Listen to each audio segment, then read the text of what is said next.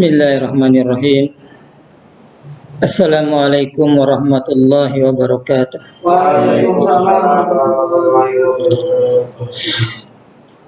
Alhamdulillahilladzi arsala rasulahu bil huda wa dinil haqq liyudhhirahu ala dini kullih wa kafa billahi shahida. Asyhadu an la ilaha illallah wahdahu la syarika lah wa asyhadu anna Muhammadan abduhu wa rasuluh la nabiyya wa la rasula ba'da. Allahumma salli ala Muhammadin sallallahu alaihi wasallam wa ala alihi wa sahbihi wa man tabi'ahum bi ihsanin ila yaumiddin. Saudara-saudaraku rahimakumullah, tidak henti-hentinya kita memanjatkan puji syukur kehadirat Allah Rabbul Alamin, Zat yang Maha sempurna, Maha baik dan Maha bijaksana. Sudah sepantasnya kita banyak memuji, bersyukur kepada Allah Subhanahu wa taala karena pada hari ini Allah masih melimpahkan begitu banyak kenikmatan, masih diberikan usia panjang dalam keadaan sehat walafiat, juga dalam keadaan nikmat iman Islam. Tak lupa salawat serta salam semoga senantiasa Allah limpah curahkan kepada kekasih kita, uswah hasanah, contoh terbaik Nabi besar Muhammad sallallahu alaihi wasallam, kepada seluruh keluarganya, sahabatnya dan pengikutnya hingga akhir zaman. Mari pertemuan siang hari ini kita buka bersama dengan membaca Ummul Kitab, Suratul Fatihah. Mudah-mudahan dengan keberkahan Suratul Fatihah kita niatkan bagi yang sakit menjadi syifa, dan saudara-saudara kita di tempat yang lain kita doakan semoga Allah berikan kesabaran dan dipulihkan dan diberikan ujiannya itu jadi meningkat derajat, meningkat kesabaran ala hadiniyah wa quli niyatin salihah. Al-Fatihah. A'udzubillahi minasyaitonir rajim. Bismillahirrahmanirrahim. Alhamdulillahirabbil alamin arrahmanir rahim maliki yaumiddin.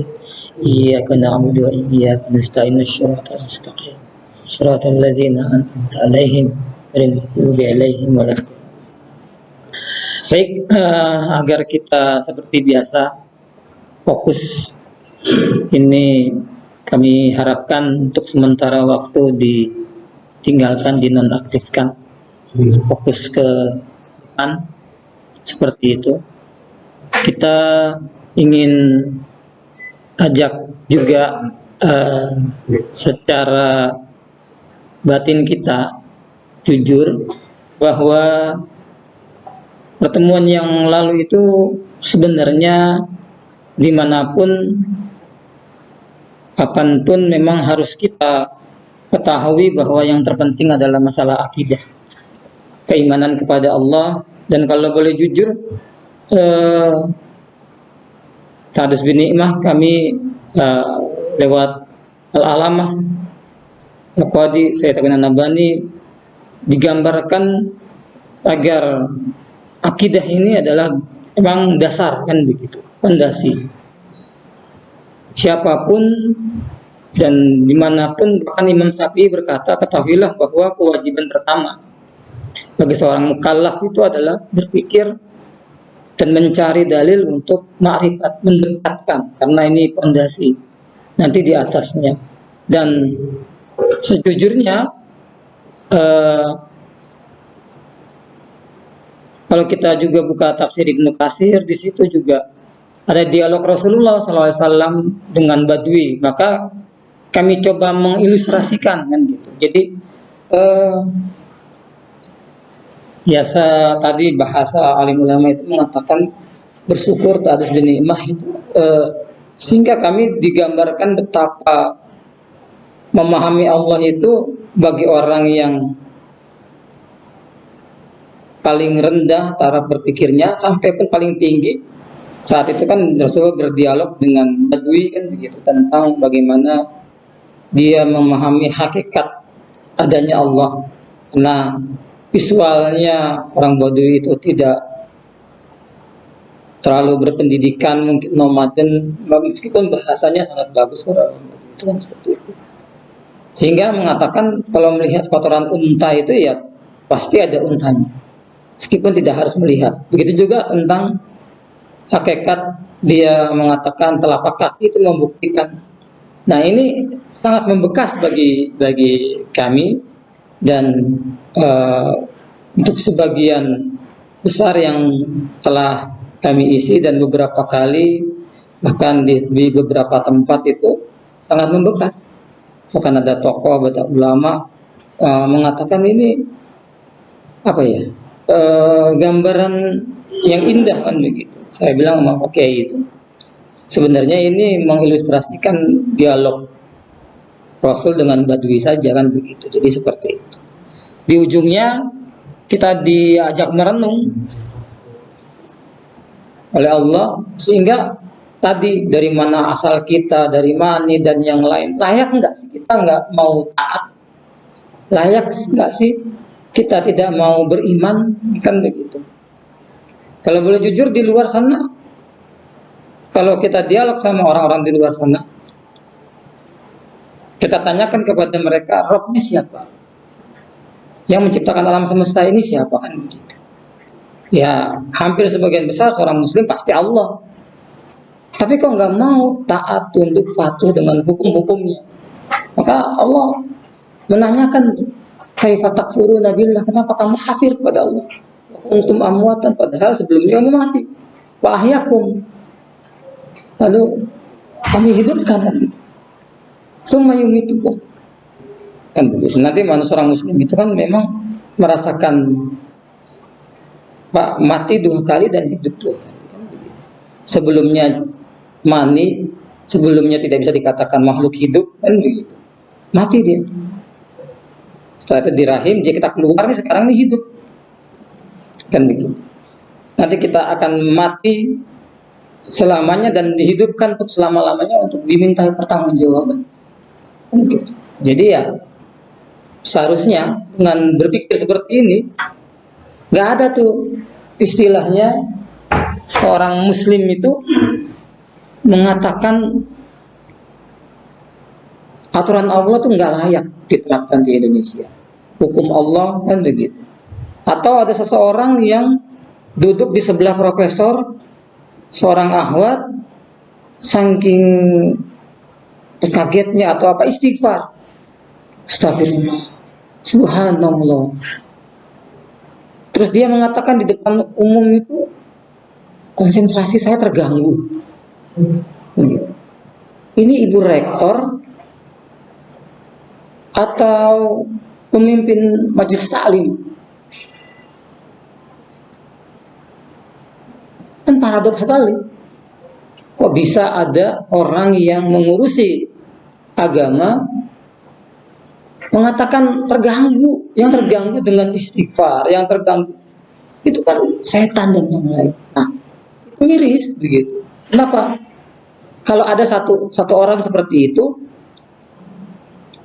ibarat orang-orang sekarang yang itu kan yang terlihat. Apa sih bahasanya? Gunung es yang tampak aja, tapi di bawah itu kemungkinan besar banyak. Maka dari itu pertemuan kedua yang berikutnya ini kita inginkan, apakah pernah maksudnya di luar sana teman-teman itu sedalam ini, kan begitu, sampai tantangannya kan begitu, ini seperti ini. Kenapa ini harus begitu? Agar kita sebagai manusia itu tidak ada keraguan sedikit pun dengan firman Allah. Mau diatur, dan Quran itu lengkap, semua ada di situ.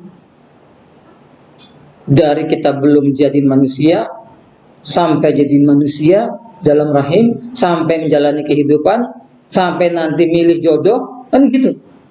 Sampai meninggal lagi, sampai semua lengkap. Maka tidak ada kemungkinan, tidak ada celah ada keraguan, kan begitu. Maka kita inginkan juga, kita sepakati bahwa kalau betul-betul kursinya ditaruh aja, biar ditarik ke depan. Fokus.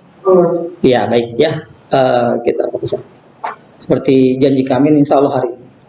Jadi Ini kita tundukkan dulu gitu. Banyak umat Islam bahkan hafiz Quran, bahkan wisudanya itu memenuhi gelora. Kok Quran ini belum bisa jadi pedoman hidup memimpin? Sebagaimana Quran itu turun pada masa Rasul dan para sahabat, itu orang yang diturunkan Quran memimpin dunia. Ya sekarang banyak yang hafal Quran, banyak kiai, kok tidak bisa seperti itu? Maka jangan kita ikut kebanyakan orang. Jangan kita ikut Quran itu hanya dibaca saja, tidak diperjuangkan, tidak diusahakan untuk diwujudkan dalam kehidupan. Maka pada hari ini janji kami, ini tentu sudah tidak asing. Dari kita mulai kecil, hadis ini kan gitu. Talabul ilmi faridatun ala kulli muslim, kan gitu, karena sudah kulli muslim kan. Menuntut ilmu itu wajib atas setiap muslim. Karena untuk menjalani kehidupan itu ya ada ilmu. Kan begitu. Menjalani kehidupan di dunia juga butuh ilmu. Mau untuk akhirat juga ada ilmunya, apalagi keduanya. Kita mau bikin apa ya, yang ringan, bikin kue atau apa tanpa ilmunya nggak akan jadi. Ada ilmunya, apalagi untuk akhirat, kan begitu. Maka dari itu Rasulullah SAW menyemangati kita, kan gitu. Ya supaya semangat juga, umam dibacakan. Ini umam kan? Iya. Umam kan? Umam. Saya udah mulai agak hafal. Umam, Hilmi, Pak Imam. Nah, saya udah mulai sekarang gitu sudah karena sering. Iya. Ya. Oh gitu ya. Oh iya, silakan. Sesungguhnya Rasulullah SAW bersabda, barang siapa menempuh jalan untuk mencari ilmu, maka Allah akan memudahkan baginya yang sudah.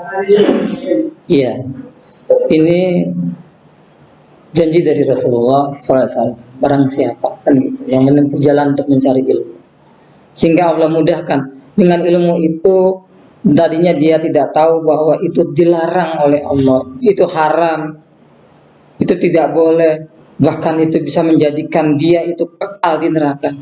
Selama ini dengan ringannya, saya butuh modal, ini bunganya rendah kok ringan, kan gitu, kecil, bunga lagi, wangi lagi, kan gitu. Tapi setelah dia tahu bahwa dosanya luar biasa, dalam Quran surat Al-Baqarah 275 kan begitu, yang sering dipotong ya. Ya. Kan kebanyakan nanti gulanya. Oh iya, nggak apa-apa juga. Kita kan akan masukin. Agak lupa. Kalau ini tadi yang pertama nanya ini sama yang di ayat yang pertama ya. Oh gitu. Kalau yang ini gimana San? Saya belum selesai ya San. Iya nggak apa-apa. Apa? Jadi barang siapa menempuh jalan untuk menuju ilmu dimudahkan dalam surga. Iya. Itu dalam konteks dalam kutipan kita ikhlas maksudnya. Nah kalau kita kaitkan dengan kita sekarang, kita bekerja, bekerjanya itu kan apa namanya, pastinya mencari nafkah buat ini kan. Tapi di dalam pekerjaan itu kan pasti ada baiknya. Kira-kira kalau misalkan kita bekerja di sebuah pendidikan, bekerja di sini juga membantu orang, apa namanya, terbebas atau dia terbebas dari hal yang buruk, apakah kita termasuk ikhlas?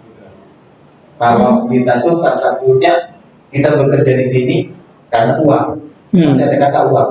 Karena kalau dalam dulu itu ada ceritanya, apa namanya, suatu ada istrinya khalifah yang membuat apa namanya aliran sungai, aliran air ketika di kan ada air tuh, dia membuat dengan tanggung dia sendiri. tapi dia amalnya nggak diterima gara-gara hanya ada sedikit riaknya. Nah, kalau kita ketika itu apa salah satu tujuan kita tuh ada uang di situ. Jadi apakah itu termasuk ikhlas atau tidak? Misalkan ini, jadi kita ada banyak pilihan nih. Nah, satu di pondok, satu di pendidikan, satu di sini. Nah, kita pilih di sini karena banyak duitnya. Begitu maksudnya. Itu bagaimana? Ya. Apa termasuk ikhlas atau tidak? Ya itu dulu. Kita tidak bisa dipisahkan hal yang seperti itu. Dan kita tidak memungkiri kalau kita misalkan, oh di sini lebih kontribusi untuk masyarakat lebih banyak, padahal banyak lembaga di masyarakat itu yang membantu masyarakat itu banyak. Tapi gajinya tidak ada. Begitu saja. Nah itu sebenarnya termasuk sesuatu yang masih abu-abu gitu. Jadi kepikiran juga saya. Iya. Saya ketika si Dika masuk dengan kontribusi banyak katanya pasti beli. Salah satunya, iya. Bagaimana saja? Baik. Ya, jazakallahu khairan. Maka inilah pentingnya kita tadi saya sampaikan bahwa barang siapa yang berjalan untuk menuntut ilmu, maka Allah mudahkan baginya jalan ke surga itu. Maka dengan tahu ilmunya, begitu, bahwa kita tahu definisi ihsanul amal itu apa sih?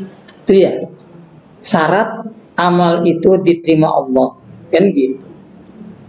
Syarat amal itu diterima Allah harus ada dua, kan gitu. Niat ikhlas karena Allah, caranya benar mengikuti tuntunan Rasulullah Sallallahu Alaihi Wasallam.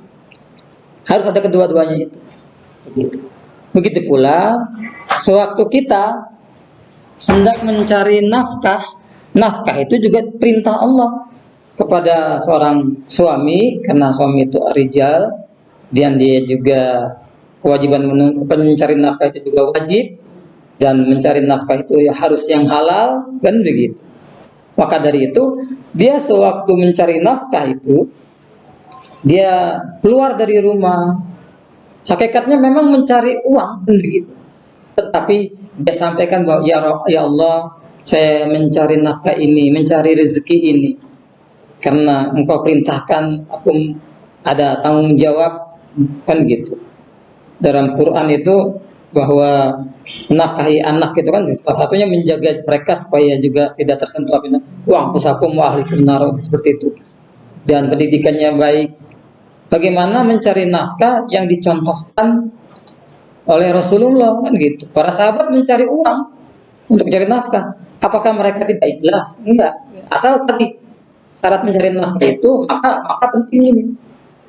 Orang yang ngerti ilmunya sehingga walaupun dia mencari nafkah, mencari uang, tetapi niatnya itu mencari uang itu menafkahi keluarganya, kan begitu. Dengan cara yang dibenarkan Allah, niatnya juga mencari keridhaan Allah, bisa dengan cara-cara yang dibenarkan oleh Allah di tempat-tempat yang halal, begitu.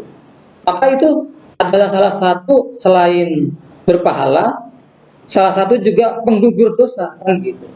Ada menyatakan tidak ada dosa yang tidak bisa dihapuskan kecuali bersusah payahnya mencari nafkah yang halal di jalan Allah, kan begitu.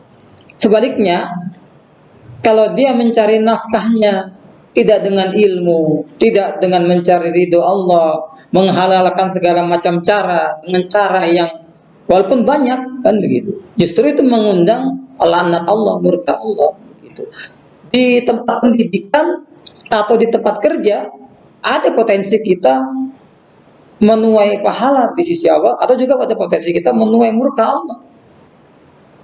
Posisi tertinggi, posisi terbaik, kiai pula.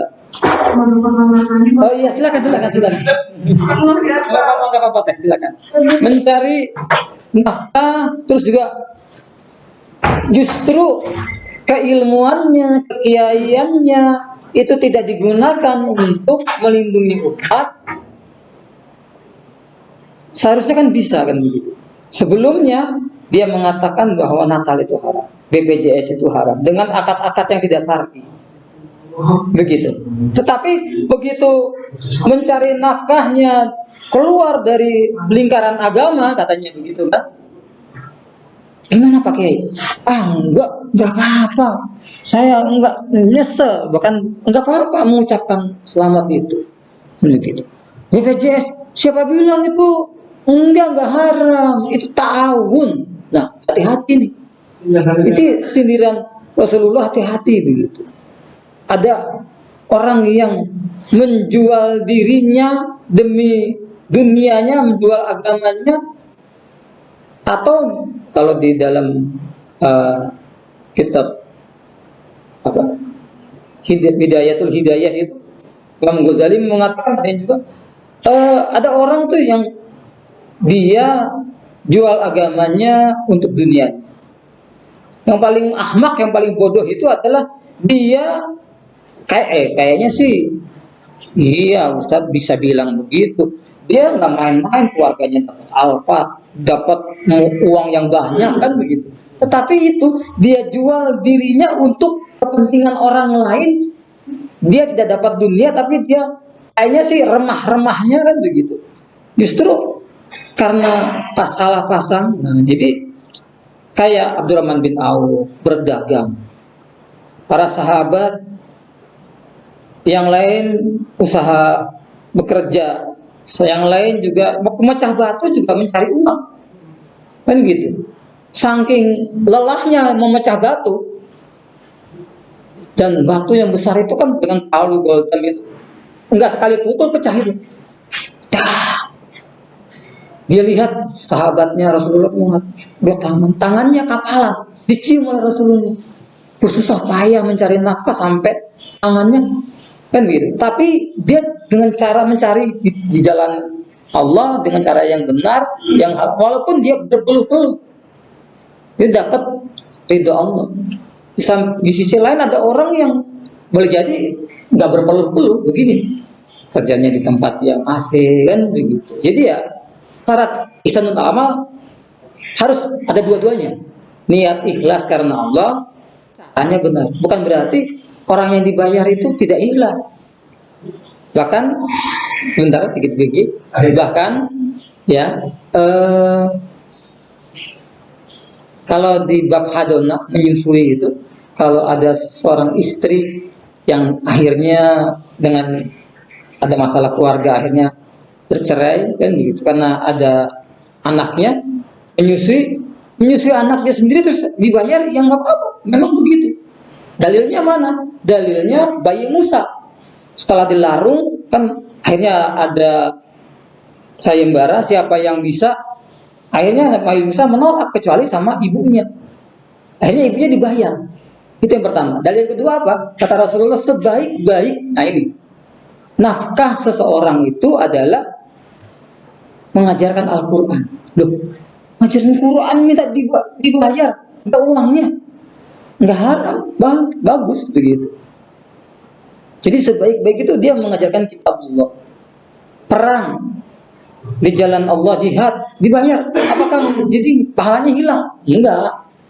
Jadi luruskan niat kita sewaktu kita keluar dari rumah itu, dibimbing oleh ilmu ini sehingga dia tahu dengan ilmu agama mana harta yang dicari dengan cara yang halal. Jangankan banyak, sedikit pun kalau haram begitu, dia akan disiksa. Apalagi yang asal caranya mencari ridho Allah, mencari niatnya ikhlas karena Allah, dan caranya benar. Ihsanul amal harus dua-duanya. Tidak apa ya? Caranya benar, di jalan yang benar, tidak dengan cara yang haram, tapi niatnya tidak karena Allah, ya nggak bisa. Sebagaimana yang kita awal-awal dulu itu kan ada 3 orang yang diperiksa di akhirat itu karena niatnya, luruskan niat begitu. Jadi bagaimana sih kita meluruskan niat? Bagaimana kita tahu di mana letaknya ihsanul amal? Iya, saya kerja di sini dibayar. Berarti mungkin awal-awalnya kita belum tahu, kita arahkan ke sana. Maka kita sekarang mencari rezeki uang itu, mencari ridho Allah kan begitu, untuk menafkahi. Jadi ada di situ. Jangan sampai banyak amalan akhirat kita karena tidak diniatkan dan caranya juga tidak benar, maka tidak diterima. Dua-duanya harus ada. Niatnya ikhlas karena Allah, tapi caranya nggak benar, nggak diterima. Jadi ihsanul amal harus dua-duanya ada. Tidak boleh salah satu. Kalau kurang salah satu, maka tidak akan diterima oleh Allah. Ihsanul amal. Dari mana itu? Ilmu. Lebih ke spesifik, lebih ke menjurus mungkin Ustaz. Yang tadi itu kan ketika ada dua nih, Iya. ada dua tempat, ya kan, sama-sama baik gitu kan tempatnya, tapi beda sendiri, beda duitnya.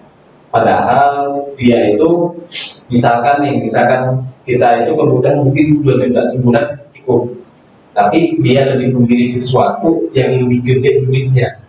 Itu apakah dia termasuk ikhlas atau tidak, yang seperti itu? Karena kan dia tuh patokannya duit, kita bukan kontribusi untuk hal tersebut. Ya, selama itu apa ya? Tidak melanggar aturan Allah, yang sah-sah saja. Boleh-boleh saja selama tidak dilarang oleh Allah, melanggar hukum-hukum Allah. Misalnya seperti Umar bin Khattab ditanya sewaktu mau ke Syam, akhirnya apa? Menunda, tidak. Engkau takut ya? Iya. Engkau lari dari takdir Allah? Iya. Saya lari dari takdir Allah yang satu ke takdir yang lain. Jawabannya apa? Bagaimana? Nah ini yang ditanyakan sama Ilham itu seperti ini.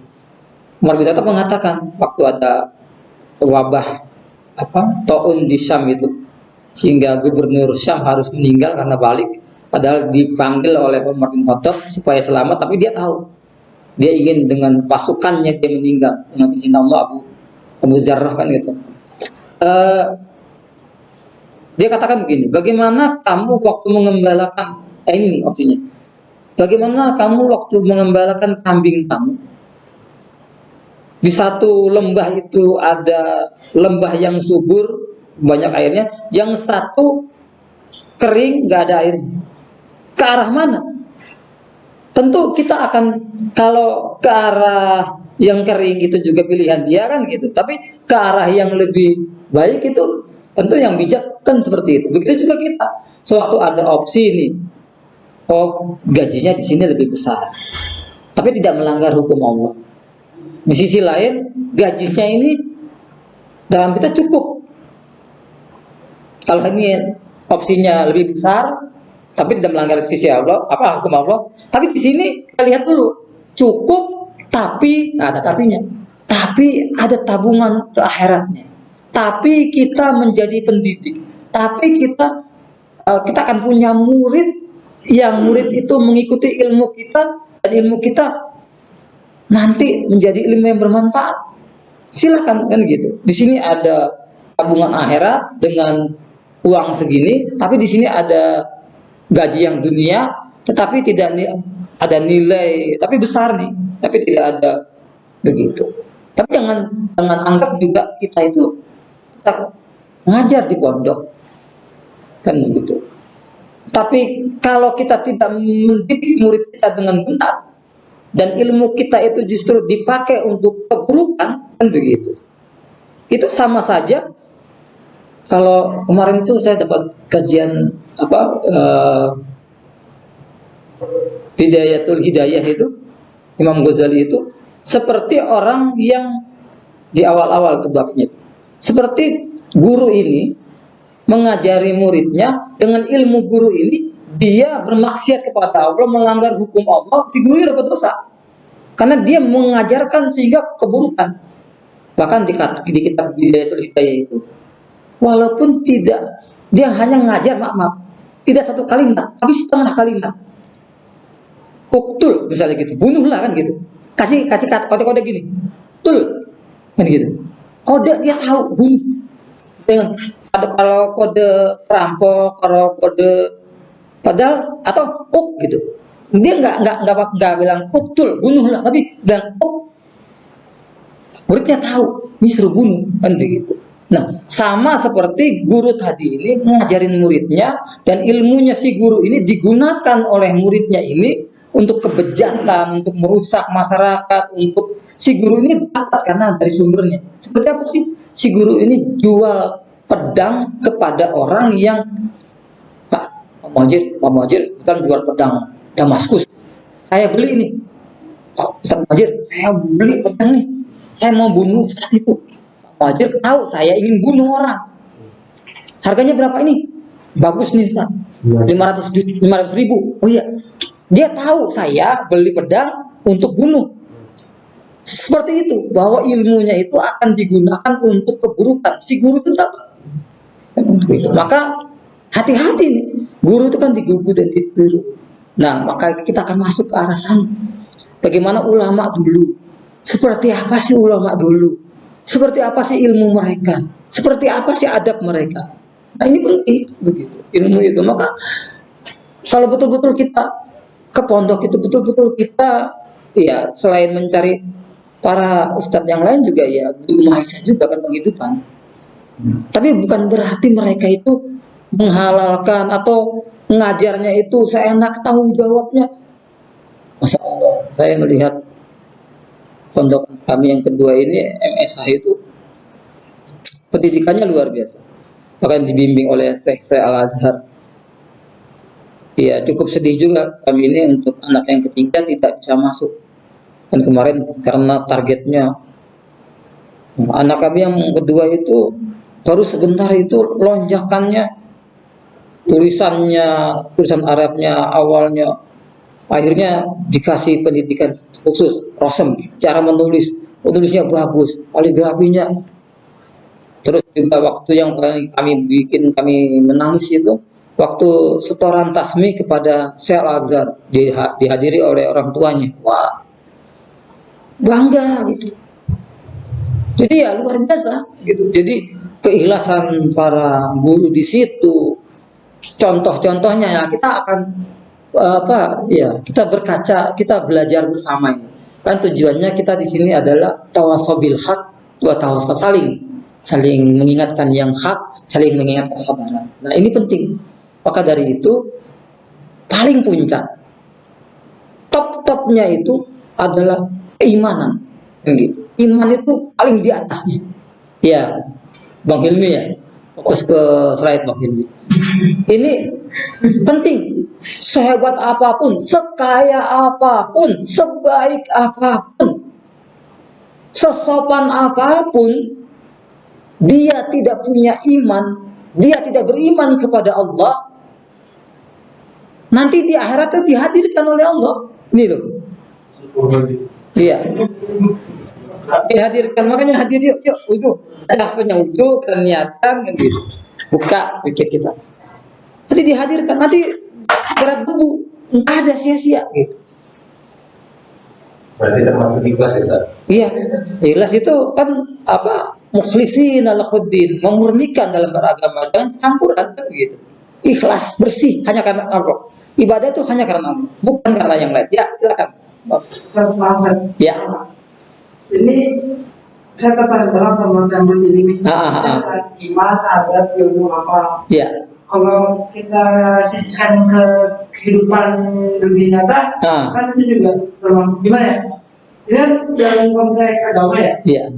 Dalam konteks ilmu dalam konteks dunia pun ini juga bagus banget ketika kita mengimani kan percaya sesuatu. Iya. Ketika kita percaya sesuatu ilmu ini akan bermanfaat, makanya kita mengambil ilmu itu kan.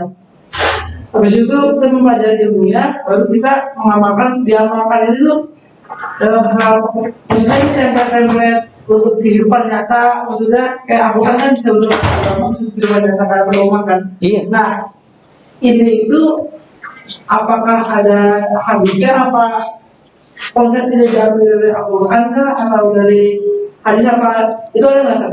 Iya. Referensinya. Iya. Iya. Itu referensinya apa ini dari Al-Quran kah, dari apa kah? Iya. Karena kita tahu kan Al-Quran kan udah Iya. Yang pasti ini kan dari alim ulama sudah kami hanya mengambil ini intisari dari Al-Quran dan As-Sunnah. Jadi semua amal ibadah yang tidak dibangun dengan iman, kan gitu. Tidak diniatkan, tidak dibangun dengan keimanan, itu akan tertolak, kan gitu. Jadi seperti itu. Sebaik apapun, kok orang kafir banyak sih, nanti saya carikan ayatnya ya, banyak. Di Quran itu banyak nanti berikutnya. Karena banyak orang kafir sudah berbuat baik, bantu orang dan yang lain, kok matinya masuk neraka ya? Kan gitu ya. Padahal sudah berbuat baik, nolong orang. Karena dia berbuat itu tidak didasarkan keimanan kepada Allah. Kalau dulu tuh yang lagi rame-rame yang Al-Maidah 51 itu. Ahok itu katanya, Gubernur Ahok itu luar biasa. Dia ngumrohin, dia hajiin orang, bahkan gajinya Pemkot itu yang semua itu gajinya tinggi. Masa orang kafir seperti ini, sebaik ini masuk neraka? Nah iyalah, kan gitu. Karena dia bangun semua itu bukan didasarkan keimanan kepada Allah, tidak ada nilainya sebaik apapun. Gitu. Jadi iman di atas segalanya. Iman dulu. Orang yang beriman dengan keimanan itu, dengan bimbingan Allah dan Rasulnya, tentu dia itu adabnya tinggi, kelakuannya mulia, adabnya mulia, akhlaknya mulia, sama orang tuanya hormat. Boleh jadi bapaknya itu tidak berpendidikan, karena dengan jerih payah orang tua mendoakan anaknya, akhirnya anaknya itu jadi orang. Jadi saya bisa nangis nih jadinya. Ini fakta ya. Jadi saya lihat sendiri waktu dulu di kampus, dia itu petani.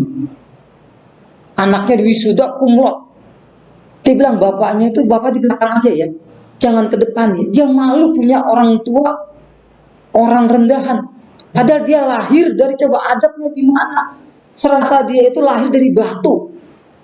Kalau orang punya iman, dibimbing bahwa birrul walidain, berbakti sama kedua orang tua, dan durhaka itu dosanya besar, kan begitu. Dia malu punya. Tapi saya bangga kemarin itu ada anak tukang beca di Jogja, bahkan dia jual gorengan, dia jual apa, dia jadi mahasiswa terbaik, dia nyampein di kampus. Luar biasa itu. Orang jadi bangga, dia bangga orang tuanya. Tapi ada orang karena tidak dibangun dengan walaupun dia seorang muslim, tidak dibangun dengan keimanan yang benar, dengan belajar agama yang baik, sehingga dia itu tidak punya adab, biadab sama orang tua. Kan begitu. Maka adab, setelah iman itu adab yang mulia, kata-kata yang mulia, akhlak yang mulia. Maka ilmu itu akan mudah didapatkan. Kan begitu. Baru ilmu. Ilmu banyak tapi tidak beradab, nauzubillah min dzalik, kan begitu. Dan sebelum kita beramal, pakai ilmu. Seperti itu. Kenapa itu? Nah ini adab dulu baru ilmu. Orang yang beradab sudah pasti berilmu. Dan orang berilmu belum tentu beradab. Nah seperti ini. Dibacakan ini habis ini Bang Hilmi.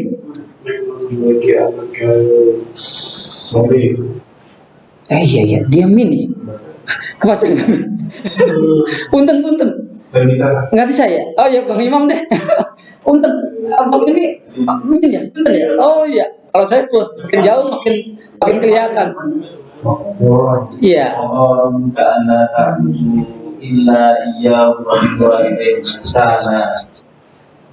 Dan Rabbmu telah memerintahkan agar kamu jangan menyembah selain Dia dan hendaklah berbuat baik kepada ibu bapak. Ayat 3. Iya, lanjut. Saya mengenal. Kamu adalah seorang laki-laki yang dari kecil dia didolimi oleh kedua orang tuanya.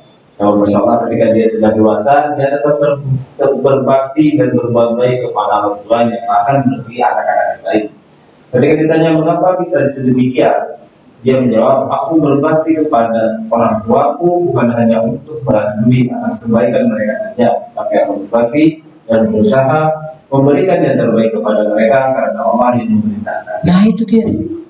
Karena Allah memerintahkan. Karena iman itu yang memerintahkan. Karena iman kepada Allah itu sehingga seorang perempuan bertanya, ya Rasulullah, orang tua saya ini masih musyrik. Tapi apakah harus saya berbakti, harus berbuat? Iya, harus. Walaupun orang tuanya musyrik. Kita tunggu apa umumnya. Ini habis ini tolong direnungkan. Ini setiap saya nonton ini tidak pernah tidak. Saya nggak kuat. Tapi ini luar biasa. Ya baik. Sebelum ini, maaf sebelumnya. Iya. Itu kan tadi kan maaf nih, kalau menurut besar kan saya punya pandangan sedikit berbeda. Kalau yang tadi kan iman, adab, ilmu, amal. Iya. Baru nanti dakwah ya. Nah, kalau saya berpikirannya dari yang mungkin yang saya pelajari juga, iman sama Islam itu setara. Karena kalau dulu iman dulu, kalau sekarang Islam dulu beriman. Nah, habis itu kalau saya tuh itu Ustaz, adab itu masuk ke amal. Karena kita itu tidak akan tahu sesuatu tanpa ilmu. Nah, nanti baru kalau kita ilmu dipraktekkan itu ada juga gitu. Yang itu yang saya ambil dalam kitab usul sahasa. Iya. Nah, nanti kita tunggu umum ya. Nah, ini jawabannya juga kebetulan jawabannya di sini. Jawabannya di slide ini habis ini. Betapa tingginya ilmunya anak ini. Betapa luar biasanya ibadah anak ini. Tapi adab tidak ada. Tapi adab, ya sudah, nanti kita lihat. Karena betapa tingginya. Oh, apa? Saya pengen ke surga. Oh, luar biasa jawabannya. Luar biasa. Luar biasa. Tapi kalau habis ini saya minta betul-betul dimasuk dengan hati, kita mendengarkannya dengan itu, dengan sepenuhnya. Ini luar biasa. Mungkin terus story-nya Ustadz inilah gitu, jadi luar biasa.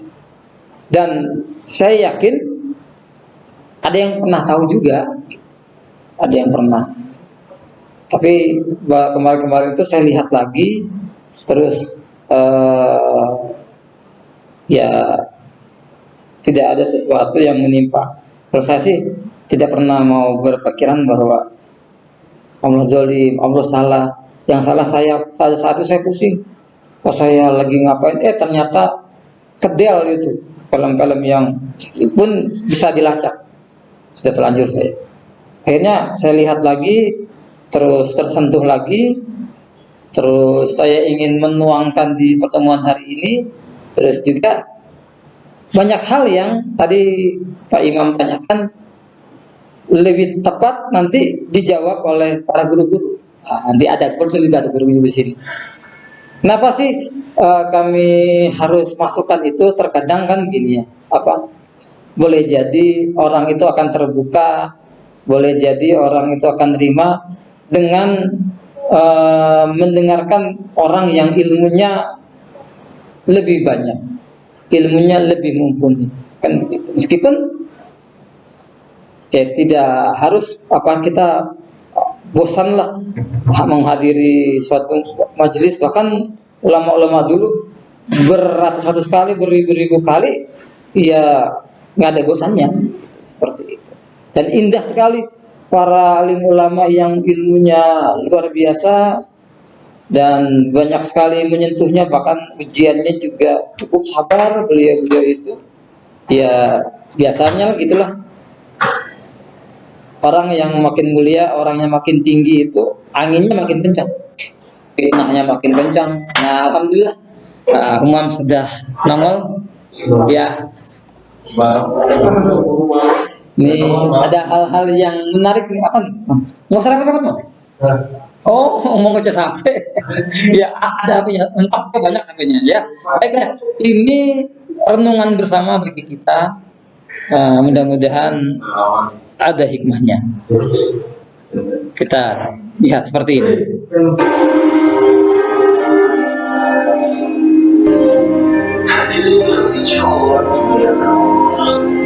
Hadirin yang insya Allah dimuliakan Allah, saya ingin menyampaikan sebuah cerita tentang seorang teman. Ia adalah seorang pengusaha yang begitu sukses. Karyawannya banyak dan hampir setiap tahun dia mengumrohkan para karyawannya. Bahkan hampir setiap tahun dia berangkat haji. Saya katakan padanya, luar biasa ibadahmu. Dia bilang, saya mau masuk surga. Saya tersenyum dan tidak lama kemudian teleponnya berdering. Tapi dia tidak mengangkatnya. Berbunyi lagi dan lagi tapi tetap tidak pernah diangkatnya. Saya bilang, angkat. Dia bilang, gak usah. Biar saja. Ganggu. Tidak lama kemudian handphone itu kembali berbunyi. Lalu saya mengatakan, tidak apa-apa, lebih baik diangkat. Nanti saja saya urus, bisa saya telepon balik kok. Begitu penasarannya saya. Lalu saya ambil handphone itu, ternyata di layarnya tertulis, ibunya yang menelpon. Saya sodorkan handphone ini kepada dia. Saya bilang, angkat. Maka dengan sangat terpaksa dia mengambil handphone itu, lalu dia mengangkatnya. Dan dia bilang, ada apa, Bu? Ibunya mengatakan, nah, Ibu rindu sama kamu. Ibu kangen. Datang ke rumah sebentar saja. Ibu mau bertemu kamu. Ibu mau melihat wajah kamu. Teman saya menjawab, Bu, saya ini banyak urusan, saya sibuk. Saya banyak pekerjaan. Kapan-kapan lah saya datang ke rumah. Sekali-sekali temani ibu makan, nak. Teman saya berkata, iya nanti sajalah, Bu. Lalu dia mematikan handphone itu. Ketika saya sampai di rumah, malam tiba dan saya dikagetkan oleh sebuah telepon yang ternyata adalah dari teman saya yang bertemu tadi sore. Dia bicara dengan nada yang begitu keras dan pilu sampai saya tidak bisa mendengar dia bicara apa. Dan saya tanya, ada apa? Ibu saya meninggal dunia. Para hadirin yang insya Allah dimuliakan Allah, kita selalu mencari surga-surga yang jauh. Pergi haji berkali-kali, memberi makan anak yatim begitu banyak, amal begitu murah hati, puasa Senin Kamis setiap minggu, tapi kita lupa surga kita yang begitu dekat, begitu mudah kita dapatkan, kita lupakan. Surga tersebut ada di rumah kita. Surga yang paling mudah dan paling cepat kita dapatkan adalah orang tua kita.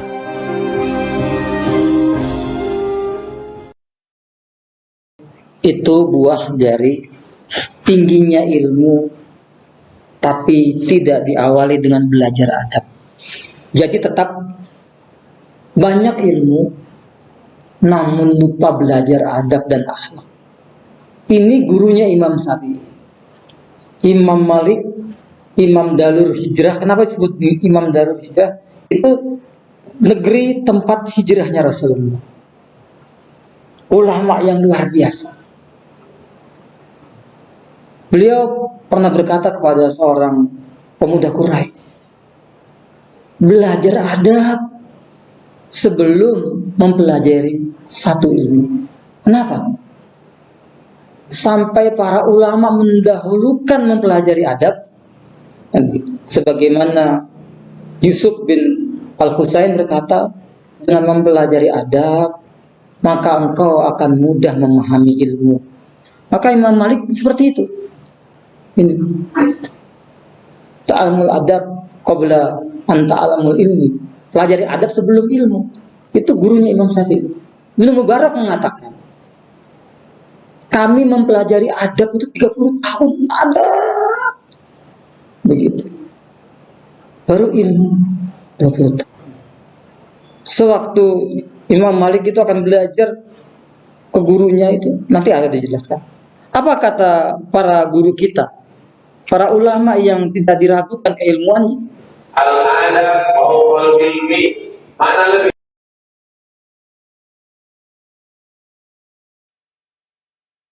Al-adab fauqal ilmi. Mana lebih tinggi, ilmu apa adab? Adab. Adab. Makanya Allah tak memuji Nabi Muhammad sallallahu alaihi wasallam, ya Muhammad tahajudmu sampai kakimu bengkak. Ya Muhammad istighfarmu 100 kali. Ya Muhammad hajimu. Tak ada. Yang ada ayatnya, wa innaka la'ala khuluqin azim. Sesungguhnya akhlakmu, makanya yang paling sempurna imannya. Akmalul mu'minina imanan. Orang yang paling sempurna imannya, ahsanuhum khuluqan. Akhlaknya yang paling baik. Alhamdulillah. Banyak orang ke majlis ilmu belajar ilmu, tapi sedikit yang belajar adab. Padahal ulama dulu, bahkan ada yang menyebut teman-teman yang ikut kajian salaf dan sebagainya, ingat, ulama salaf itu dulu, itu mendahulukan adab dibandingkan dengan ilmu. Bahkan ada yang belajar adabnya sampai 20 tahun, ada yang 30 tahun, belajar ilmunya 10 tahun. Adab didahulukan, ketika adab dapat, baru ilmu muncul. Imam An-Nawawi, kebanyakan orang mengkajinya Al-Arba'in 42 hadis, Riyadhus Shalihin 1896 hadis. Padahal yang beliau tulis pertama kali tentang adabnya dulu. At-Tibyan fi adab hamalatil Quran. Begitu menguasai adabnya, Al-Arba'in akan cepat dikuasai. Riyadhus Shalihin akan gampang dipahami. Al-Majmu'nya akan gampang kita telan. Adabnya dulu. Kiai Haji Muhammad Hashim bin Ash'ari menulis 19 kitab. Sebelum menulis Risalah Ahlus Sunnah Al-Jamaah, ya, An-Nurul Mubin fi Mahabbati Sayyidil Mursalin, dan turunan yang lainnya. Yang ditulis pertama apa? Kitab adab dulu. Adab ini, kalau bahasa sederhana dari saya supaya mudah difahamin, adalah kemasan. Kemasan. Saya kasih contoh. Kalau ada seseorang menghidangkan makanan, nasi goreng misalnya. Nasi goreng itu dihidangkan dengan tatakan yang bagus, nasinya dibuat sedemikian rupa, bulatkah, bentuk apakah, di atasnya ditaruh sedikit daun sup, acarnya ditata sedemikian rupa dengan rapi, ayamnya ataupun tempenya ditata dengan rapi, sambelnya juga begitu dengan takaran yang pas, piringnya bersih, ditata dengan bersih. Maka saya yakin akan sangat berbeda dengan kalau ada satu piring yang sebelahnya dengan komposisi yang sama, bumbu yang sama, dari wajan yang sama, tapi nasinya diserakin, telurnya atau mungkin lauknya, ayamnya, segalanya ditumpuk sembarangan di atasnya, dengan yang tadi yang pertama. Padahal sebenarnya komposisinya sama, jenis makanannya sama, tetapi ada kemasan di situ. Kemasan ini dalam bahasa agama kita adab. Nah, ada adab, tata kerama, kemasan. Orang Pakistan katakan ba adab, ba nasib, b adab, b nasib. Kalau punya adab akan dapat bagian, kalau tidak punya adab tidak akan dapat bagian. Maksudnya bagian dari keindahan Islam. Sebab indahnya Islam itu di dalam adab. Ulama mengatakan adab ini ibarat kulit pada badan. Sunnah ibarat daging. Wajib ibarat tulang. Allah Ta'ala meletakkan iman dalam hati kita. Hati ini dilindungi oleh tulang, dilindungi oleh daging, dilindungi oleh kulit. Yakni iman kita dilindungi oleh wajib, dilindungi oleh sunnah, dilindungi oleh adab. Keindahan Islam di dalam adab.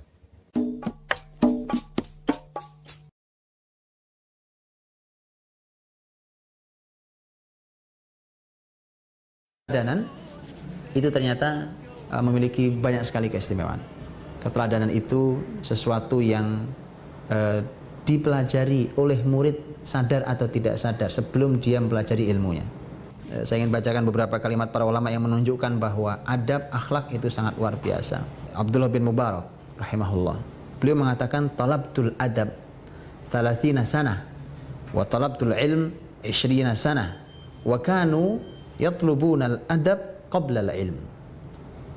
Ini dalam kitab Ghayatun Nihayah fi Tabaqatil Qurra. Aku ini belajar adab 30 tahun lamanya.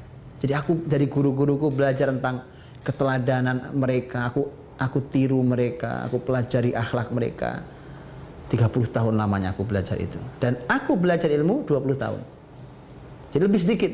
Jadi ternyata belajar ilmu itu sebenarnya tidak rumit dibandingkan seseorang belajar keteladanan gurunya.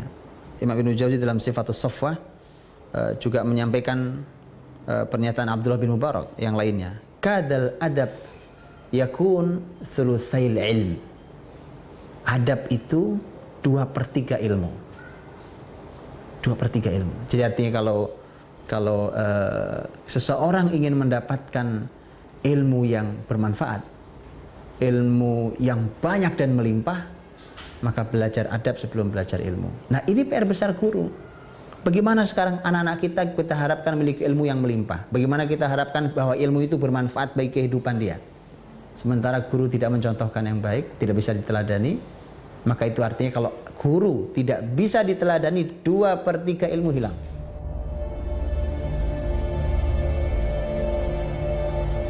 Saat Imam Malik rahimahullah masih usia kecil, kemudian dia sudah merasa cukup usianya untuk belajar di majelis orang ahli ilmu saat itu yang bernama Rabi'atul Ra'i. Ini orang sangat cerdas hingga dia disebut sebagai Rabi'atul Ra'i. Rabi'atul Ra'i itu adalah sebuah sebutan yang artinya adalah logika musim semi. Jadi saking cerdas, ini adalah guru besarnya Imam Malik. Kemudian Imam Malik minta izin pada ibunya. Dia mengatakan, ibu saya ingin belajar pada Rabi'atul Ra'i. Kata ibunya, sebentar nak. Kemudian ibunya memakaikan pakaian yang bagus. Ini juga adab dalam menuntut ilmu, memakai pakaian yang bagus, diberikan pakaian yang bagus, diberikan sorban. Imam Malik kecil saya itu dikasih sorban oleh ibunya. Kemudian ibunya mengatakan, sudah nak, belajarlah, pergilah ke Rabi'atul Ra'i, fata'allam min adabihi qabla ilmih. Pelajarilah adab Rabi'atul Ra'i sebelum ilmunya. Belajarlah dulu tentang akhlak. Allahumma salli ala sayyidina Muhammad.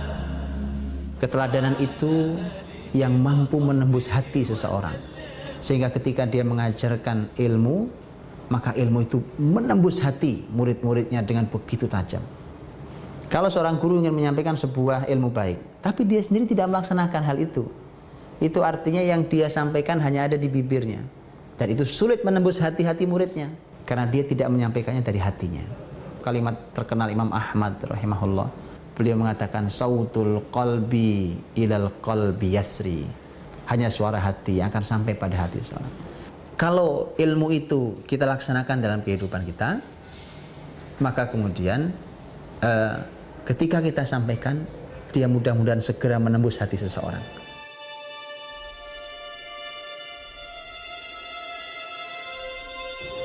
Imam Syafi'i rahimahullah suatu hari menemui Harun Ar-Rasyid. Kemudian Imam Syafi'i dipersilahkan untuk duduk. Di sampingnya ada Abu Abdis Samad, guru dari anak-anaknya Harun Ar-Rasyid, sang khalifah. Begitu duduk dengan guru dari anak-anak Harun Ar-Rasyid, Sirajul Khadim berkata pada Imam Syafi'i, wahai Amirul Mukminin, ini anak-anak khalifah Harun Ar-Rasyid dan ini adalah guru mereka. Alangkah baiknya kalau Anda memberikan nasihat bagi gurunya.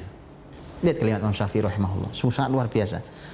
Dan ini pelajaran, dan ini juga sekaligus jawaban mengapa hari ini ilmu hilang, mengapa generasi kita tidak istimewa dari sisi moral, akhlak, adab. Ternyata sumber utamanya adalah gurunya. Kata Imam Syafi'i, liyakun awal ma tabda'u bihi min islahi auladi amiril mu'minin huwa islahu nafsik.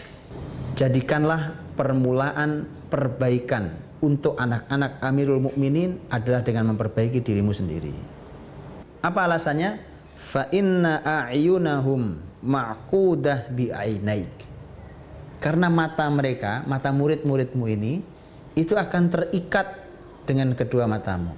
Apa yang dipandang oleh guru, apa yang disaksikan guru akan disaksikan juga oleh anak-anak. Fal hasan indahum ma tuhsinuhu wal qabih indahum ma tatrukuhu. Yang baik menurut mereka adalah yang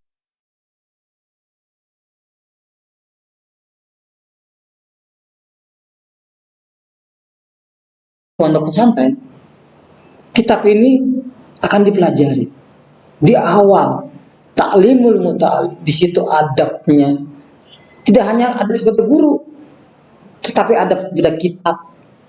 Naruh pulpen di kalam di atas kitab, jangan harap itu lonjor ke depan kitab. Ada adabnya. Ngomong sama guru ada adabnya, kan gitu. Hakikat menuntut ilmu di bab pertama, nilai dalam mencari ilmu di bab kedua, cara memilih ilmu dan guru dan temannya poin ketiga, cara menghormati ilmu dan gurunya di poin keempat, kesungguhan dalam mencari ilmu, ukuran dan seterusnya.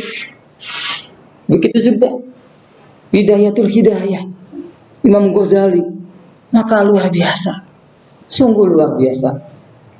Satu prasangka buruk saja kepada gurumu, kita buruk sangka sama guru, kita menganggap guru ini nggak layak, guru ini nyebelin. Jangan harap itu ilmu, maka haram, kan gitu, nggak boleh. Maka Allah haramkan seluruh keberkahan yang ada pada gurumu itu. Hati-hati. Begitu pula orang tua yang tidak beradab pada guru bisa menyebabkan anaknya itu, waduh, jadi korban. Maka ini sejaman dengan Imam Ghazali, kan gitu. Syekh Abdul Qadir Zailani, gitu. Aku lebih menghargai orang yang beradab daripada berilmu. Kenapa?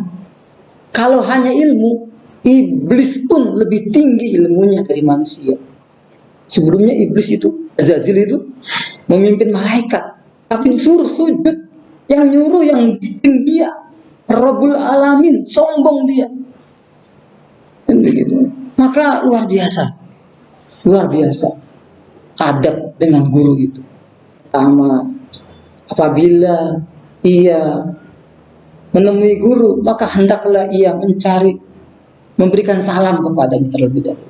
Yang kedua, jangan membanyak bercakap-cakap, ngobrol seenaknya di depan guru. Jangan bercakap-cakap sebelum gurunya. Bang Hilmi kayak ini sih ya, supaya seger. Kamu nggak kelihatan. Ini segede gini masa nggak kelihatan? Kelihatan ya. Nomor 4. Saya pengen dengar suara merdunya Bang Hilmi ini aja, Bang Hilmi.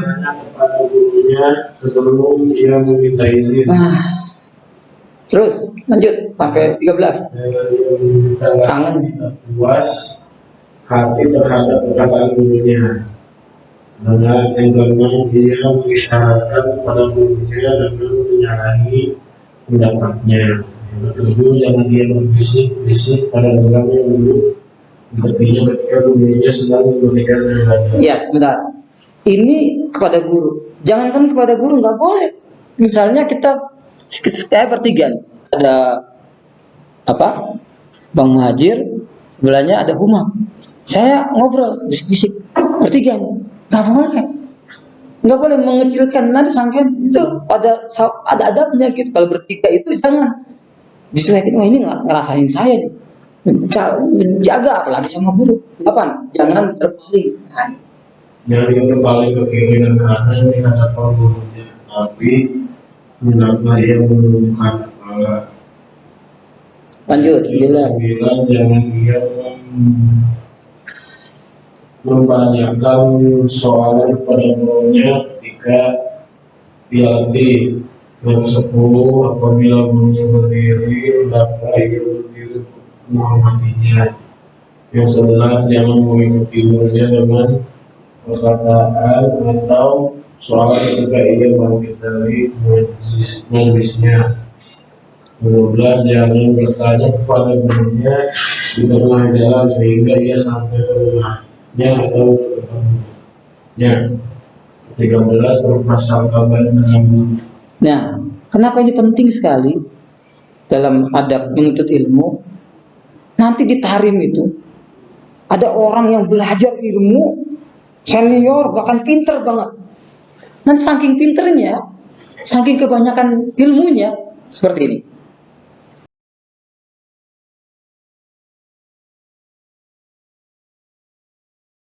Assalamualaikum warahmatullahi wabarakatuh.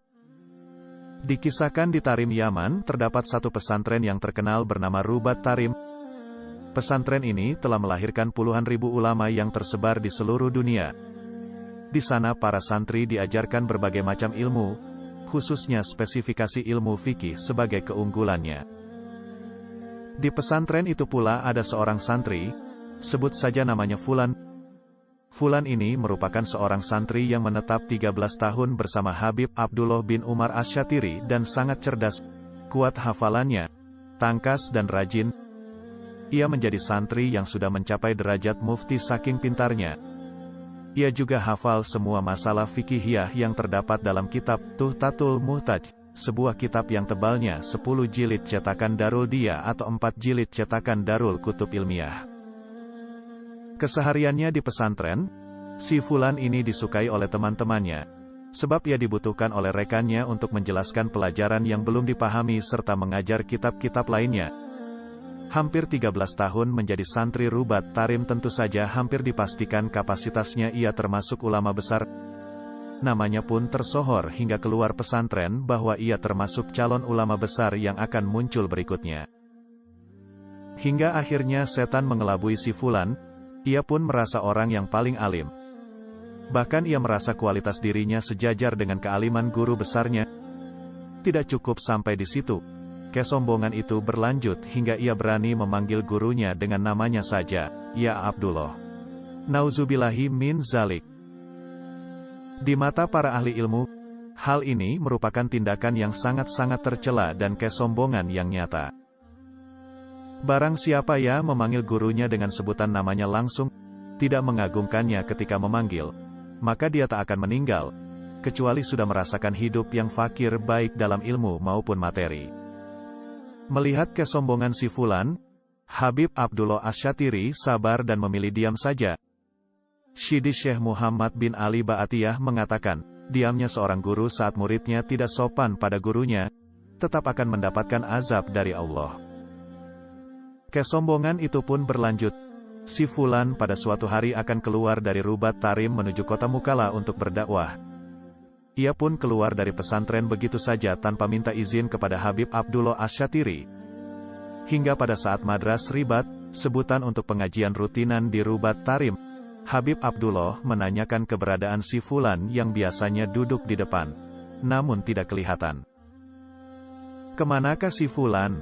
Sebagian murid yang mengetahui menjawab, si Fulan sedang berdakwah ke kota Mukalla. Habib berkata, apakah dia izin kepadaku? Sontak murid yang lain diam saja.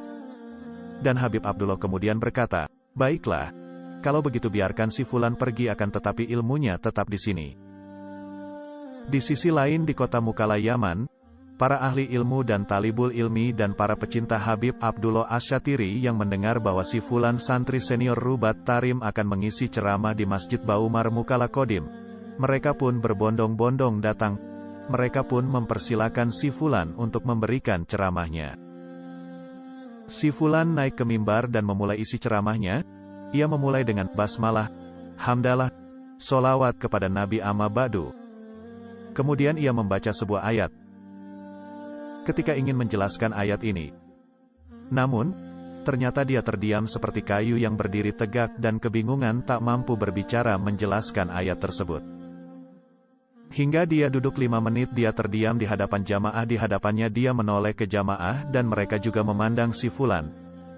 Hingga akhirnya dia duduk menangis karena semua ilmu yang pernah ia hafal hilang seketika.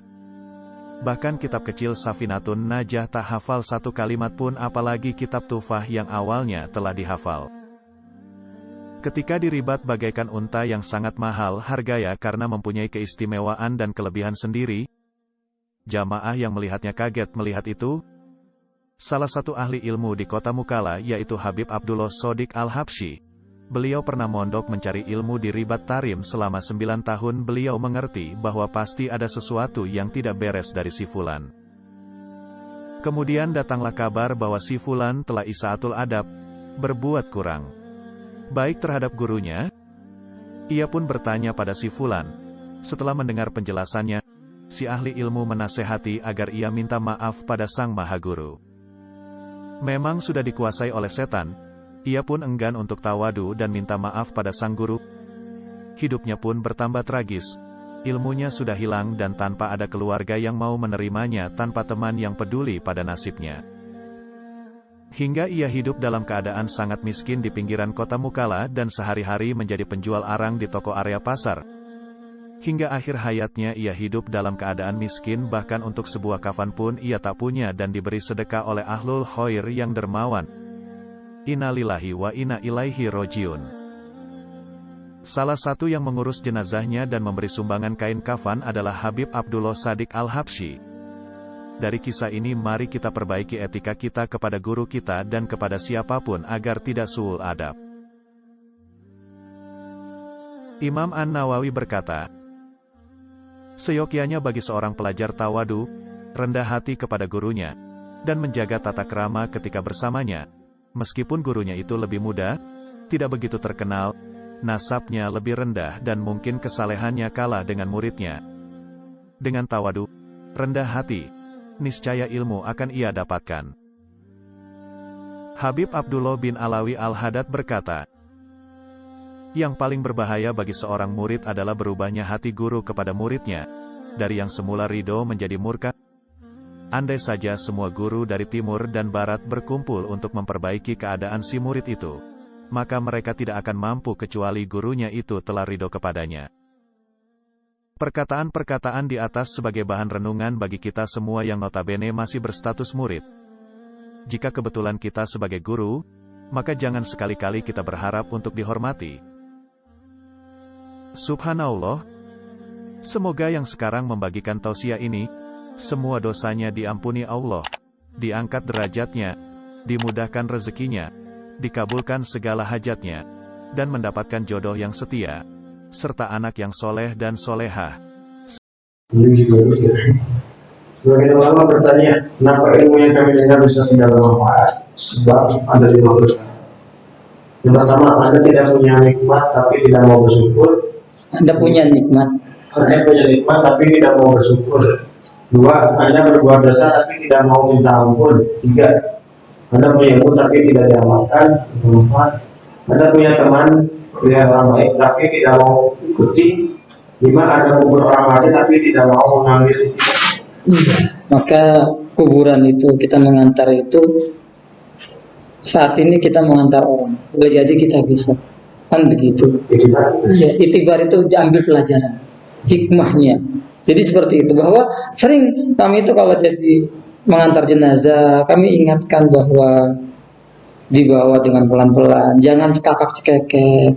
Kita ambil, ini hari ini beliau yang kita antar, boleh jadi kita besok, kan begitu. Ada orang yang soleh, mantan militer, samping masjid, pagi harinya atau siang harinya baru ngobrol dengan kamu, sore harinya sudah, gitu. Luar biasa. Maka dari itu inilah indahnya Islam. Rasulullah mencontohkan kita bagaimana akhlak beliau, adab beliau, kan begitu. Maka para alim ulama juga telah mengingatkan kita, kan gitu. Karena tadi itu karena setan itu membisikkan, kalau ilmu sudah tinggi sama gurunya saja manggil namanya, itu kisah nyata. Pas dia mau ke Tarim, saya heran itu, tadinya mau ke Mesir, kok pengen ke Tarim. Ya udah kita datengin ke guru kita yang lulusan Yaman, kan gitu. Kami juga malu karena pesantren sebelumnya, guru yang sebelumnya pas kami pindah ganti pondok itu telat bilang, kan gitu. Orangnya subhanallah, tawadu, halus banget gitu. Sama-sama namanya sama, kan gitu. Cuman yang satu wali kelasnya tidak bilang bahwa anak saya pindahkan ke pondok yang satunya lagi, teman kami di Banten. Bulan berikutnya, kok Bib, anak antum kok belum masuk Ali? Ternyata tidak disampaikan kepada yang Tarim Yaman itu. Saya luar biasa. Jadi ini bukan dari lisan kami, dari para guru juga. Maka pertemuan berikutnya. Tadi juga panjang sebenarnya ini, ada kita lihat keindahan ketinggian ilmu Islam itu, bahwa sebenarnya Islam lah dengan peradabannya, dengan keindahannya akhirnya memimpin dunia. Seperti apa keindahannya, insya Allah di pertemuan berikutnya. Mudah-mudahan kita semakin hari semakin bertemu itu adab kita semakin mulia, dengan adab kita sopan mulia, ilmu itu akan mudah.